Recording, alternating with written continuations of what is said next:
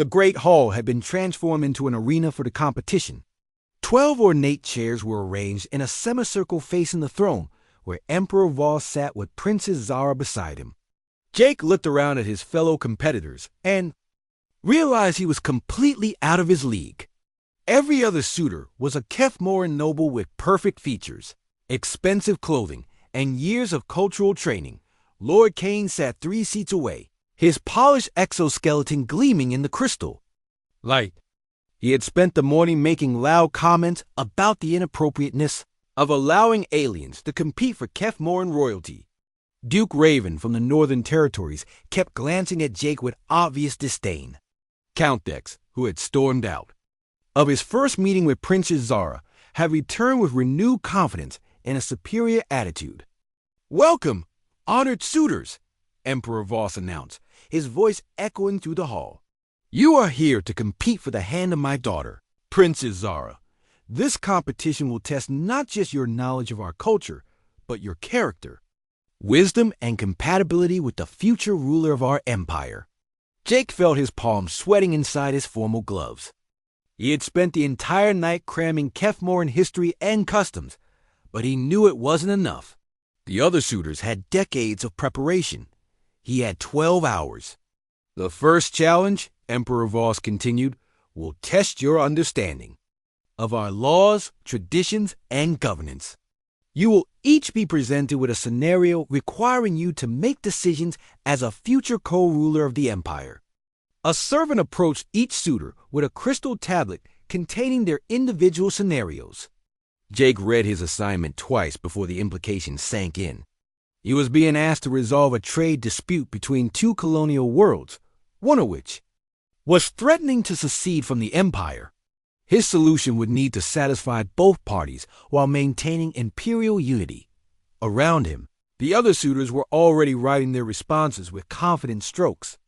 Lord Kane finished first, setting down his stylus with a satisfied smile. Jake was still trying to understand all the political nuances involved. He thought about what Princess Zara had taught him about her people's history. They were survivors who had fled a dying world and built a new civilization through cooperation and adaptation. Maybe that was the key. Instead of thinking like a traditional ruler imposing authority, he should think like a survivor finding creative solutions. Jake began to write his response, focusing on finding common ground between the disputing parties rather than simply enforcing imperial law. When time was called, he had barely finished, but he felt reasonably confident about his approach. Emperor Voss collected the tablets and retired with his advisors to review the responses. During the recess, the suitors mingled awkwardly in the side chamber. Most ignored Jake completely, but Lord Kane approached him with a condescending smile. "Enjoying our little competition, human?" Lord Kane asked. "I imagine this must be quite overwhelming for someone from such a primitive culture." "It's definitely challenging," Jake replied diplomatically. "Though I have to say, your culture's approach to problem-solving is fascinating. Very different from what we do on Earth." "I'm sure it is," Lord Kane said. "We Kefmoran have had thousands of years to perfect our systems of governance. You humans have had, 50 years of space travel." "About that," Jake agreed. "Though sometimes a fresh perspective can be helpful. We might not have thousands of years of tradition, but we also don't have thousands of years of assumptions about how things should be done." Lord Kane's smile became less friendly. "Are you suggesting that our traditions are merely assumptions?" "I'm suggesting that every culture has blind spots," Jake said carefully. "Sometimes an outsider can see solutions that insiders miss because they're too close to the problem." "How arrogant," Duke Raven interjected, joining their conversation. "You've been on our world for less than a week, and you think you understand our problems better than we do?"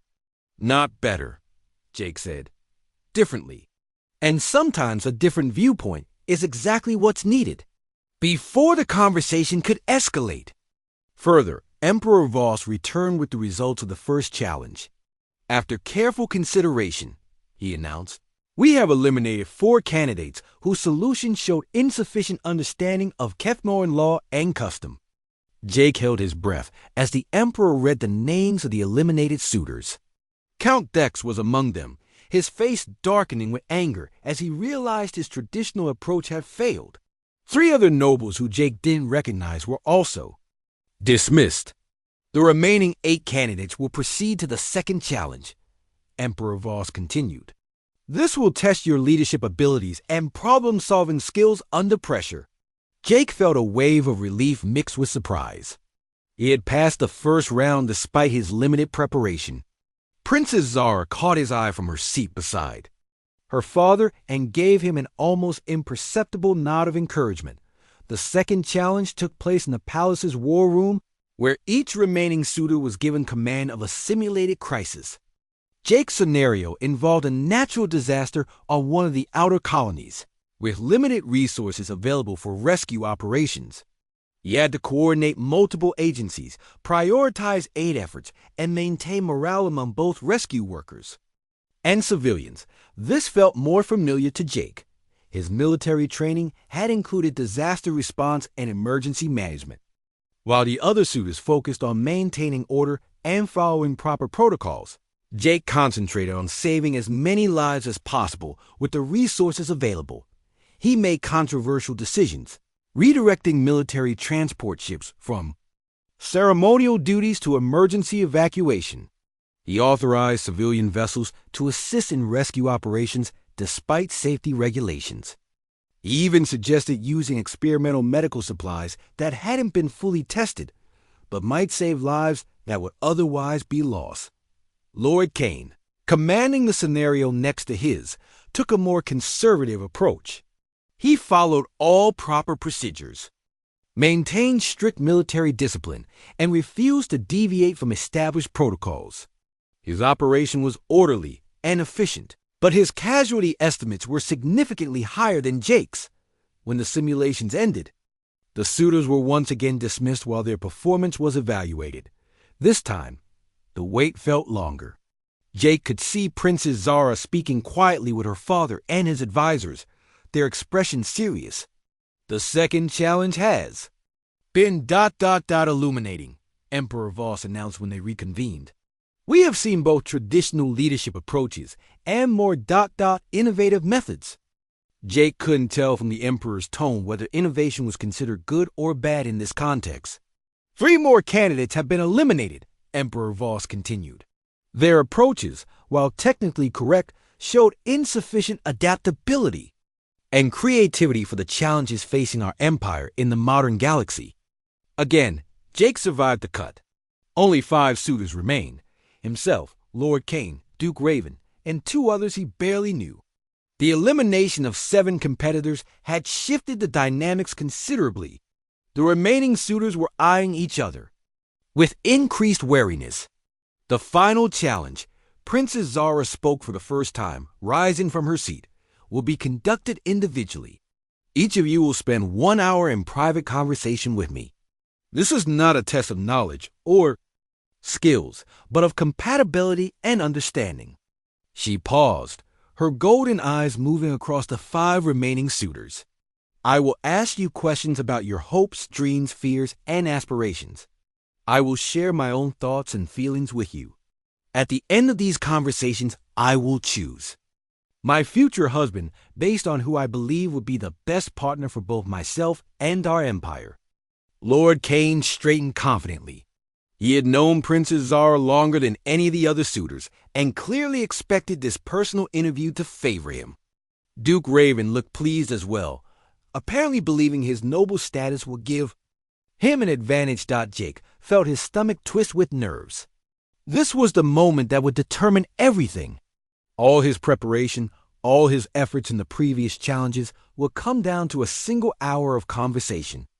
An hour in which he would have to convince Princess Zara that a human diplomat could be the right choice for a Kefmoran princess. Lord Kane, Princess Zara called, you will go first.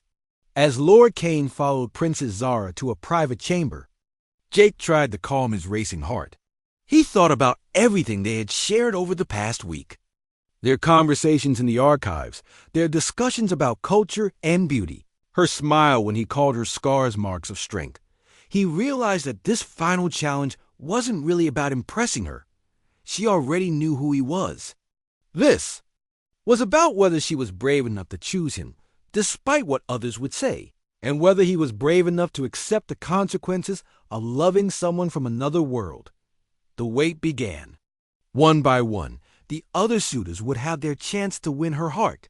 Then it would be his turn to find out if love really could bridge the gap between species, cultures, and worlds. Jake closed his eyes and tried to prepare for the most important conversation of his life. Emperor Voss stood at the window of his private chamber, watching the morning sun cast long shadows across the palace gardens. The trade negotiations with the humans had gone well, but his mind was occupied with more pressing matters. 3 days had passed since the dinner with diplomat Murphy, and he had noticed something unexpected. His daughter seemed different. She walked with more confidence, spoke with more authority, and for the first time in years, she seemed genuinely happy. Knock at the door interrupted his thoughts. "Enter," he called. Princess Zara stepped inside, her posture straighter than usual. "Father, I need to speak with you about something important." "Of course, my dear. Please sit." Emperor Voss gestured to a chair near his desk. "You seem different lately, more like your mother." "That's what I wanted to discuss," Zara said, settling into the chair. "I've been thinking about our conversation the other day, about marriage alliances and my future." Emperor Voss raised an eyebrow. "Oh? I know I've been difficult about suitors," Zara continued. "I know my appearance has made things complicated, but I wonder if we've been approaching this the wrong way." "What do you mean?" "I mean that perhaps we should focus less on traditional courtship and more on compatibility, understanding, partnership." She paused, choosing her words carefully. "The human diplomat has shown me that there are different ways to see strength and beauty. Maybe there are different ways to build alliances too." Emperor Voss leaned back in his chair. "The human has certainly made an impression on you." "He has," Zara admitted, "but not in the way you might think. He's shown me that I don't have to be ashamed of who I am, that my scars and my broken crest don't make me less worthy of respect. And this revelation has changed your mind about marriage?" "It's made me realize that I've been rejecting suitors for the wrong reasons," Zara said. "I thought they were rejecting me because I was hideous. But perhaps they were rejecting me because I was rejecting myself." Emperor Voss studied his daughter's face. "You're suggesting another round of courtship?" "I'm suggesting something different," Zara said. "One final competition, but with new rules. Rules that actually test whether someone would be a good partner for me, not just whether they can tolerate my appearance." "What kind of rules?" "Tests of character, understanding, the ability to see past surface appearances and appreciate what really matters." Zara's eyes gleamed with determination. "If I'm going to marry someone, I want to marry someone who actually knows me. Someone who values my mind, my heart, my spirit." Emperor Voss was quiet for a long moment. "And if no one passes these tests, then I remain unmarried," Zara said firmly. "But at least I'll know I gave them a real chance to see who I am." "Very well," Emperor Voss said finally. "I'll send word to the noble houses. One final courtship competition, with new rules."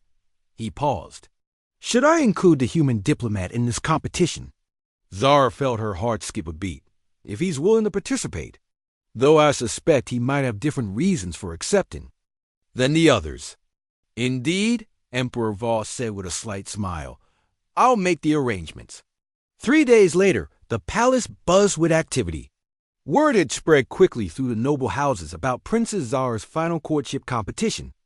12 suitors had accepted the invitation, including several who had previously rejected her and were now reconsidering their positions. Jake received the invitation in his diplomatic quarters with surprise and confusion. Captain Ross found him staring at the ornate message tablet with a puzzled expression. "What's that?" the captain asked. "An invitation to participate in a courtship competition for Princess Zara," Jake said slowly. "I think there's been some kind of mistake." "A courtship competition?" Captain Ross laughed. They want you to compete for the right to marry the princess? That's rich. What did you do? Charm her with your diplomatic skills? I just treated her like a person, Jake said quietly. I listened to her, asked her questions, showed interest in her thoughts and feelings. And now she wants to marry you? Captain Ross shook his head. Aliens are weird. I don't think she wants to marry me specifically, Jake said. I think she wants to marry someone who treats her the way I treated her, with respect and genuine interest. So you're not going to participate? Jake stared at the invitation again.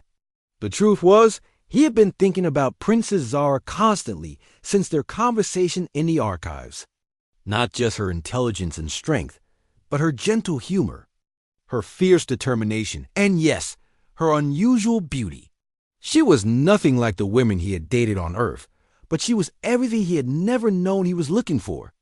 I don't know, he said finally. This is way outside my job description. Your job is to build relationships with other cultures, Captain Ross pointed out. Can't get much more relationship building than marriage? That's not funny, Jake said. Who says I'm being funny? Captain Ross studied his subordinate's face. You like her, don't you? Jake sighed. Yeah, I do. More than I should, probably. But I'm human and she's Kethmoran. We're completely different species. So, love is love, right?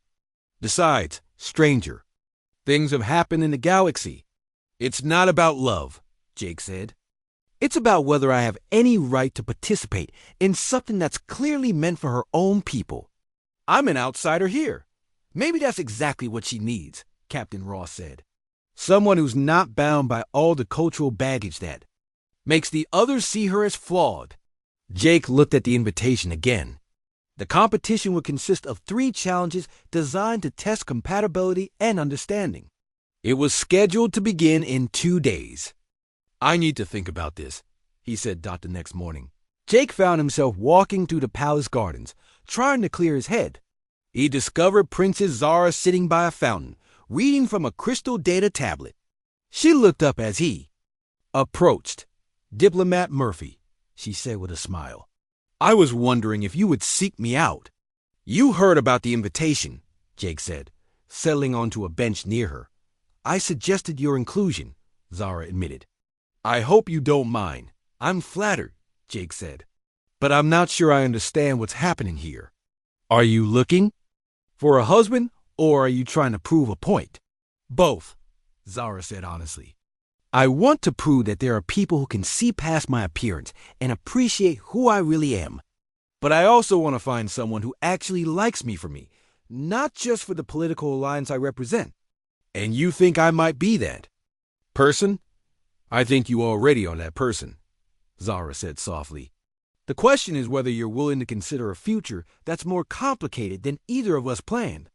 Jake looked at her, taking in her golden eyes, her unique features, the scars that told the story of her survival. She was beautiful in a way that had nothing to do with conventional standards and everything to do with strength and intelligence and grace. What exactly would this competition involve? He asked. 3 challenges, Zara explained. The first tests knowledge and understanding of Kethmoran culture. The second tests problem-solving and leadership skills. The third tests emotional intelligence and compatibility. And if you win, you get the chance to propose marriage to someone who might actually say yes, Zara said with a slight smile. If you lose, you go back to your ship with the knowledge that you gave it your best effort. And if I don't participate at all, then you'll always wonder what might have been, Zara said. And so will I. Jake was quiet for a long moment, watching the water flow in the fountain. This is crazy, he said finally. Yes, it is, Zara agreed. I could lose my job if this goes badly. You could gain a wife if it goes well. A wife who happens to be an alien princess from a species I barely understand. A wife who happens to be a person you already care about, Zara corrected. Species. Doesn't matter if the connection is real. Jake looked at her again, seeing the hope in her eyes mixed with determination. She wasn't begging him to participate. She was offering him a choice, the same way she was offering all the other suitors. A choice. But unlike them, he knew what he would be choosing. "All right," he said finally. "I'll do it. You will?" Zara's face lit up with joy. "I will," Jake confirmed. "But I should warn you, I don't know much about Kefmoran culture beyond what you've taught me." "Then you'll have to learn quickly," Zara said. "The competition begins tomorrow." "Tomorrow?" Jake stood up quickly. "Why didn't you tell me that before?" "Because I wanted your answer to be based on instinct, not preparation," Zara said. "The other suitors have had their whole lives to learn. About our culture, you'll have to rely on something else." "What's that?" "Your ability to see me as I really am," Zara said. "That's something they've never been able to do." As Jake walked back to his quarters, his mind raced with everything he needed to learn in the next 24 hours. But underneath the panic, he felt something else. Excitement. For the first time in years, he was fighting for something that really mattered to him. He was fighting for love. Princess Zara stood before her mirror the next morning, staring at her reflection with new eyes. The broken crest that had always seemed like a deformity now looked different somehow. Jake's words echoed in her mind. Scars are just tattoos with better stories. She traced the 3 deep grooves along her neck with one finger, trying to see them as he had described them. Marks of strength. Signs of survival. A soft knock interrupted her thoughts. "Enter," she called, her personal servant. Myra stepped inside carrying a message tablet. "Your Highness, you have received a communication from the human diplomat. He requests permission to visit the palace archives to learn more about Kefmoran culture." Zara felt a flutter of something she couldn't quite name. "He wants to study." "Our culture?" "Yes, Your Highness. He specifically mentioned wanting to understand our history and traditions better." Myra paused. "Should I tell him the archives are restricted?" "No," Zara said quickly. "I will escort him myself. Send word that I will meet him at the archive entrance after the morning meal." Myra looked surprised, but nodded. "Of course, Your Highness."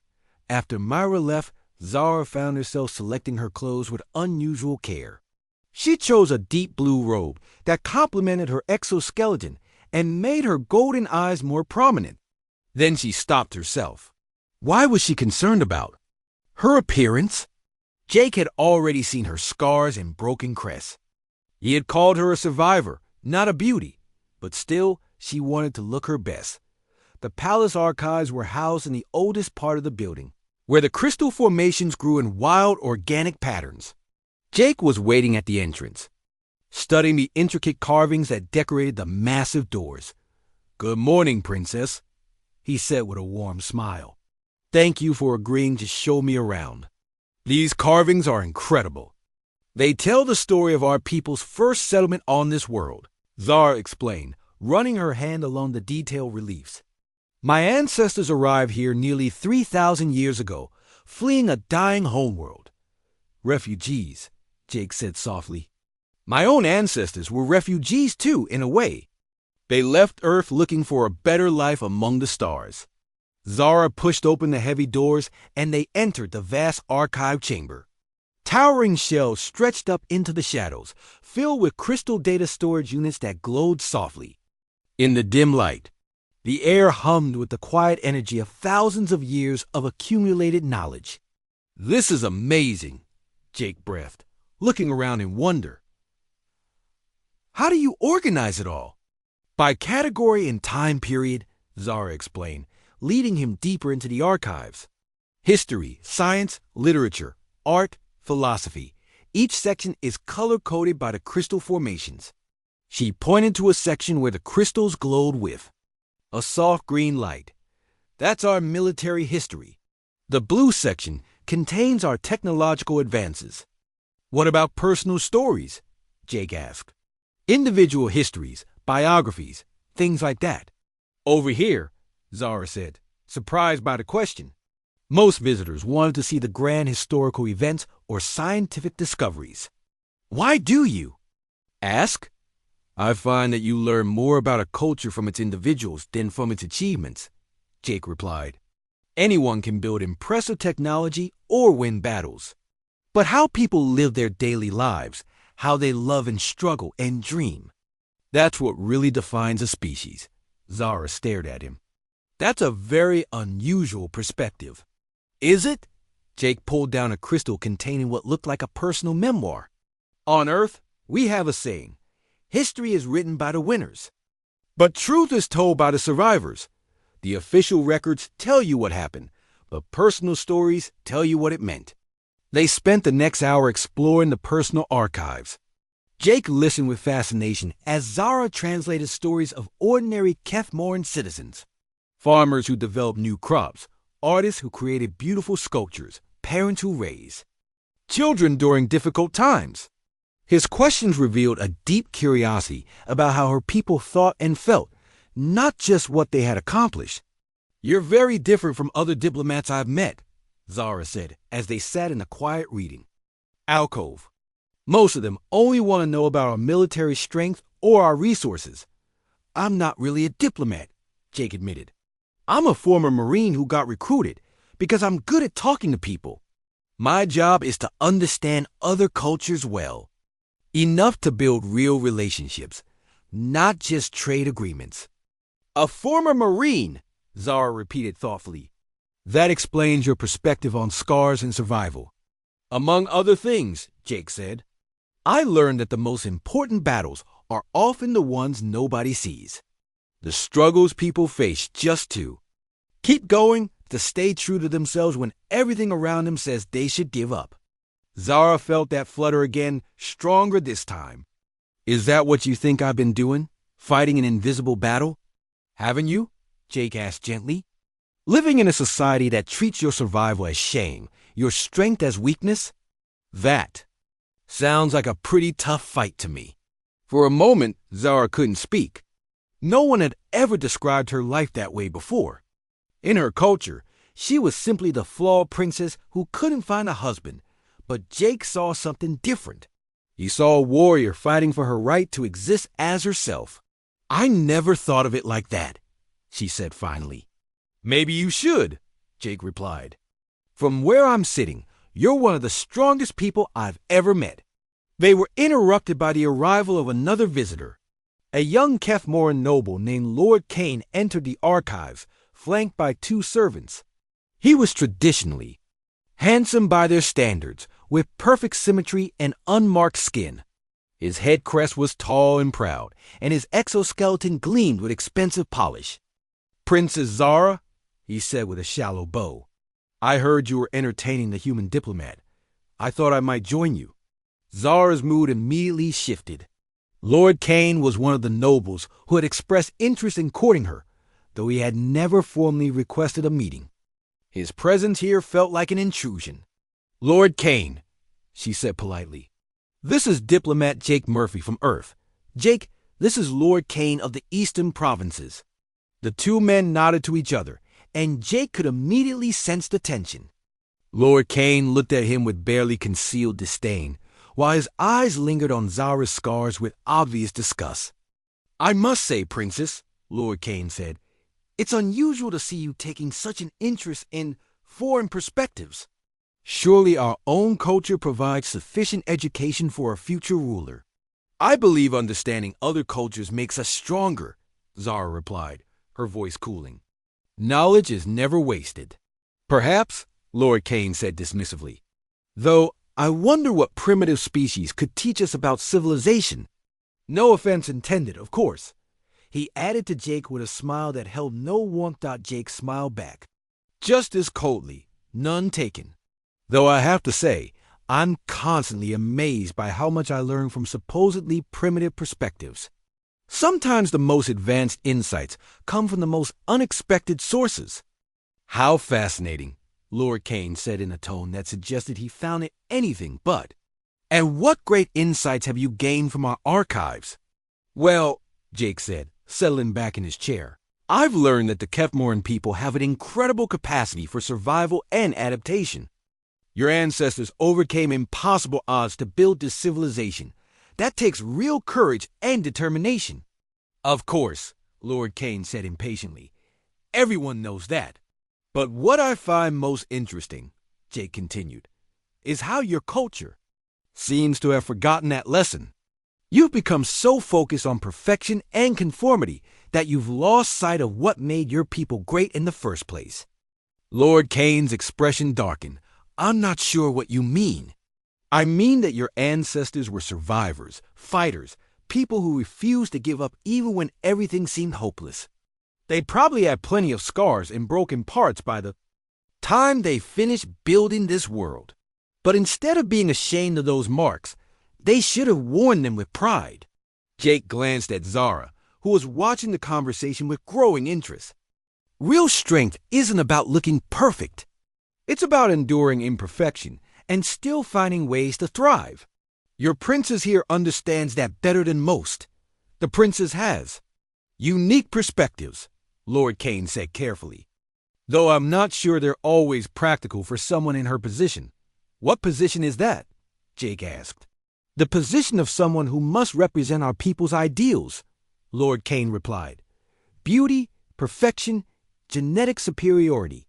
These things matter when you're trying to build alliances and inspire loyalty. Do they? Jake asked. Because from my perspective, I'm much more inspired by someone who has faced real challenges and overcome them. Someone who knows what it means to struggle and still chooses to keep fighting. That's the kind of leader I follow into battle. Princess Zara was staring at Jake with an expression of wonder and something that might have been the beginning of love. Lord Kane noticed her look and his face twisted with jealousy. I think you overestimate the appeal of ... Imperfection, Lord Kane said stiffly. Most people prefer their leaders to be unmarked by failure. Then most people are fools, Jake replied simply. The best leaders are the ones who have failed and learned from it. The ones who understand suffering because they've experienced it themselves. He stood up and offered his hand to Princess Zara. Jake Murphy stood in the diplomatic quarters, adjusting his formal uniform for the third time in 10 minutes. The navy blue fabric felt strange after months of wearing casual clothes aboard the cargo ship. His reflection in the mirror showed a man in his late 20s with short brown hair and tired eyes that had seen too many worlds in too few years. You ready for this, Murphy? Asked Captain Ross from across the room. The older man was reviewing their trade proposals one final time. These Kefmoran are supposed to be real formal types. Lots of ceremony and protocol. As ready as I'll ever be, Jake replied, straightening his collar. What do you know about their royal family? Captain Ross looked up from his papers. Not much. The Emperor has been in power for about 40 years. Has a daughter who's supposed to inherit eventually. Word is she's had trouble finding a husband, but that's not really our concern. We're here to talk mining rights, not marriage politics. Jake nodded, though something about the captain's casual dismissal bothered him. In his experience, family dynamics often played a bigger role in negotiations than people expected. His years as a Marine had taught him to pay attention to details that others might overlook. A soft chime announced the arrival of their escort. A tall Kefmoran servant entered with a slight bow. Honored guests, His Imperial Majesty requests your presence in the dining hall. Princess Zara will be joining you for the evening meal. They followed the servant through corridors lined with crystal formations that seemed to grow directly from the walls. Jake had read about Kefmoran architecture, but seeing it in person was different. Everything was organic, flowing, and beautiful in a way that human buildings rarely achieve. The dining hall was enormous, with a ceiling that disappeared into shadows above. A long table dominated the center, set with dishes that looked like they were carved from precious stones. Emperor Voss sat at the head of the table, his imposing figure exactly what Jake had expected from the briefing files. Your Majesty, Captain Ross said with a formal bow. Thank you for receiving us on such short notice. Emperor Voss gestured to chairs near the middle of the table. Please be seated. It is always a pleasure to meet with representatives of Earth. Your species has shown remarkable progress in recent years. Jake took his assigned seat and looked around the room. The princess was nowhere to be seen, though an empty chair across from him suggested she would be joining them soon.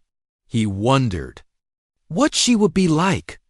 Royal children often turned out to be either completely spoiled or surprisingly wise, depending on their upbringing. I understand you have proposals regarding our outer system asteroids. Emperor Voss continued as servants began bringing food. Our scientists are curious about your extraction methods. Yes, Your Majesty, Captain Ross replied. We've developed new techniques that can harvest rare minerals without destroying the asteroid's structural integrity. It's much more efficient than traditional mining. As they discussed technical details, Jake noticed movement near the entrance. A figure in dark robes entered quietly, clearly trying not to interrupt the conversation. This had to be Princess Zara. She moved to her chair with careful grace, keeping her head slightly lowered. Jake caught a glimpse of her profile as she sat down. The purple-black exoskeleton was beautiful in its own way, though he could see immediately why she might feel self-conscious. Her head crest was broken on one side, and there were visible scars along her neck and shoulder. "Ah, Zara, Emperor," Voss said, "allow me to introduce Captain Ross and diplomat Jake Murphy from Earth. Gentlemen, my daughter, Princess Zara." Princess Zara looked up briefly, meeting Jake's eyes for just a moment before lowering her gaze again. "Welcome to our world," she said quietly. "I hope your journey was comfortable." "Very comfortable. Thank you," Jake replied. "Your world is beautiful. I've never seen architecture like this before.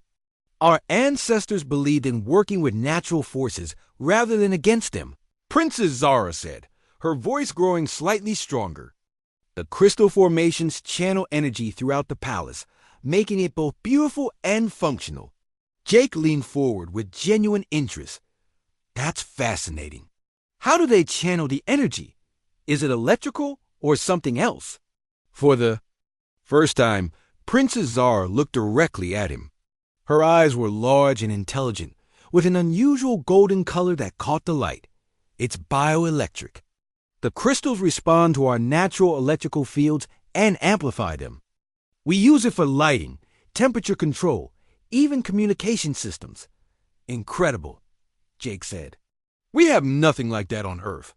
Our technology is much more mechanical, much more brute force, I suppose. Each species develops according to their nature," Princess Zara said. "What works for us might not work for humans, and vice versa."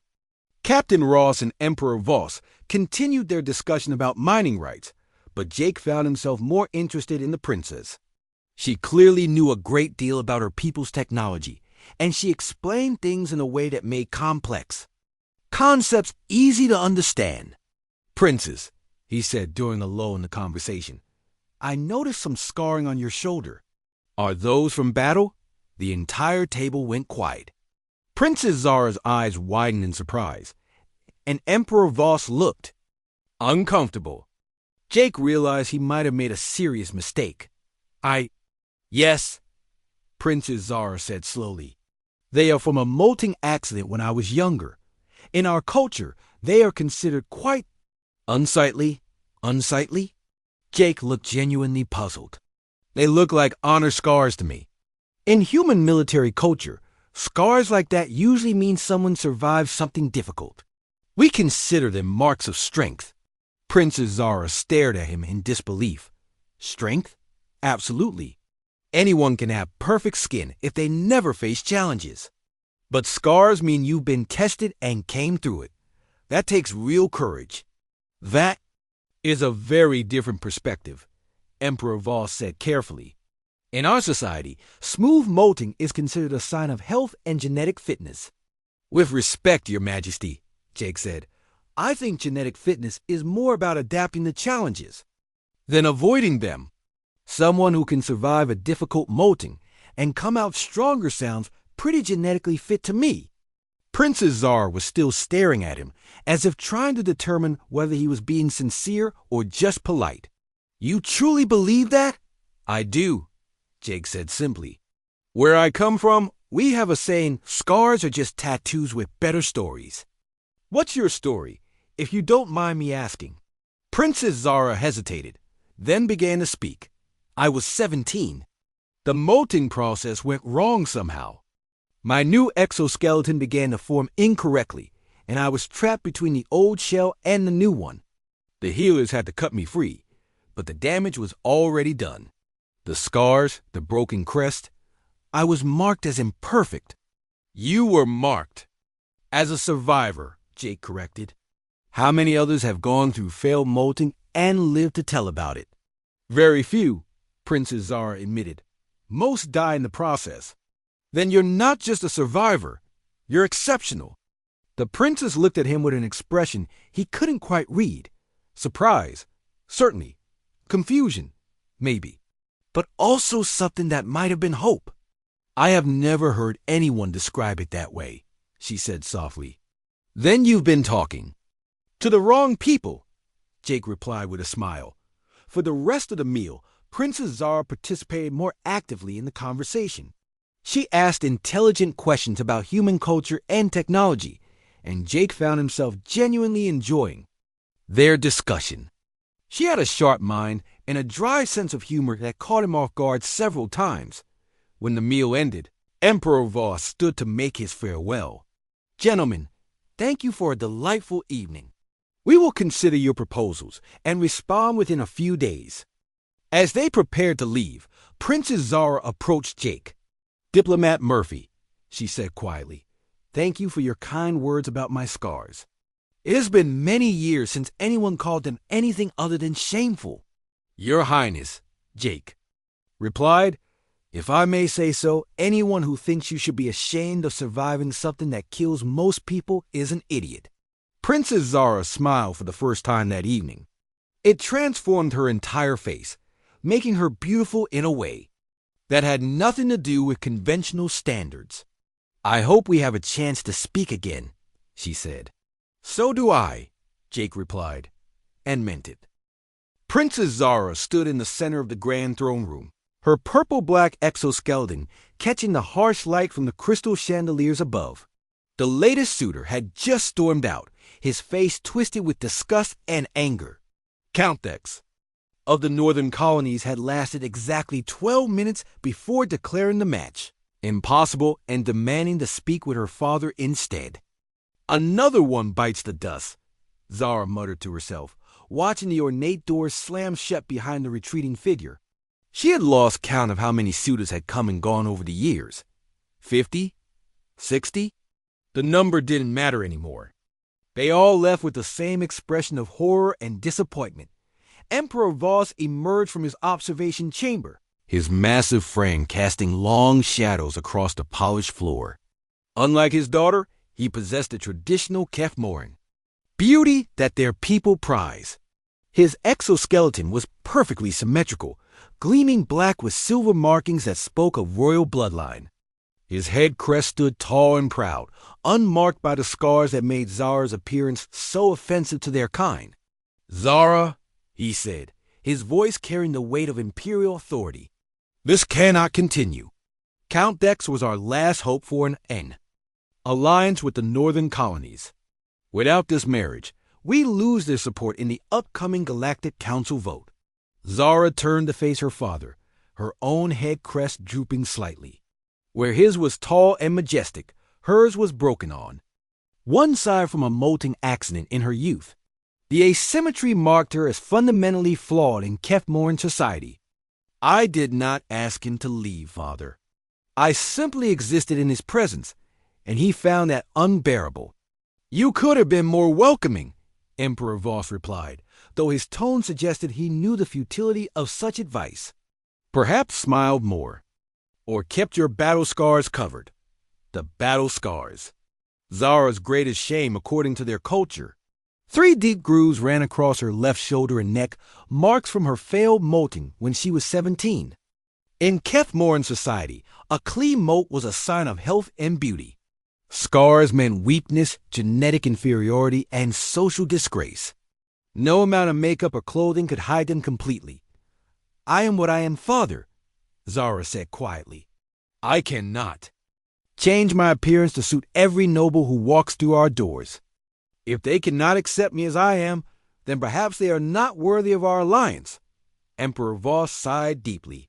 Your mother would have known what to do. She had such grace, such beauty. Every male in the empire wanted to court her. He paused, studying his daughter's face. I sometimes wonder if I failed you somehow. If I should have tried harder to find treatments for your ... condition, my condition? Zara's voice rose slightly. You mean my face, my scars, my imperfect mold? These are not diseases to be cured, Father. They are simply part of who I am. But they make you unmarriageable, Emperor Voss said bluntly. In 30 years, not one suitor has shown genuine interest in proceeding with a betrothal. Not one. Do you understand what this means for our empire? For our people? Zara understood perfectly. In Kefmoran culture, political alliances were sealed through marriage. Her inability to attract a suitable husband meant that the empire was slowly losing influence and power. Other royal families had multiple children to offer in marriage, but Zara was an only child. All hopes for diplomatic marriages rested on her shoulders. Perhaps, she said carefully, we should consider other forms of alliance, trade agreements, military pacts, cultural exchanges. Marriage is not the only way to build relationships between worlds. Other races might think that way, Emperor Voss replied. But we are Kefmoran. We have done things this way for thousands of years. Marriage bonds are sacred, permanent, and honorable. Business deals can be broken. Treaties can be dissolved. But a marriage alliance creates family ties that last for generations. Even if the bride is considered hideous by everyone who sees her. Zara asked bitterly. Emperor Voss looked uncomfortable. You are not hideous, Zara. You are ... different. Perhaps if we expanded our search beyond the traditional noble families, there might be someone out there who values intelligence and strength over conventional beauty. Father, we have tried. That? Remember Prince Klex from the Outer Rim? He took one look at me and asked if I had been in a shuttle accident. Or Duke Morven from the Trade Confederation. He suggested I might be happier in a convent where my appearance wouldn't matter. Those were unfortunate reactions, Emperor Voss admitted. But we must keep trying. The Empire depends on it. As if summoned by their conversation, a servant appeared at the throne room entrance.